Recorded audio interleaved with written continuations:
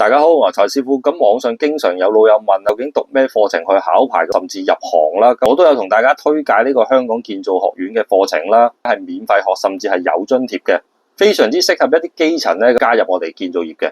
咁落啲咧，大家會見到立即報名嗰度咧，咁啊課程主要係分為5個大類嘅，高級文憑同文憑啦，就係完成中六嘅同學仔啦。咁啊高級文憑咧，主要咧係培訓管工啦。咁啊，課程認可嘅資歷咧，咁啊都係好多啦。咁啊有 QF、平安卡、水牌、電牌、T1 至 T2 啊等等嘅認可資歷咧都有嘅。而建造文憑培訓出嚟咧，有啲似我哋俗稱嘅打理啦，即係分判嘅一個專門行業，即係可能水喉、電啊、泥水啊等等嘅。而再落少少，大家會見到啦，仲有個叫建造證書啦。咁啊，個人咧就唔係太建議大家讀嘅，因為佢課程有寫認可嘅資歷咧，咁其實同全日制啊、兼讀制嘅課程咧都係好近似嘅。咁其餘2個課程咁啊，培訓嘅時間咧就會比較簡短少少，而全日制嘅課程咧就比較適合一啲中途轉業嘅人士咧去讀嘅。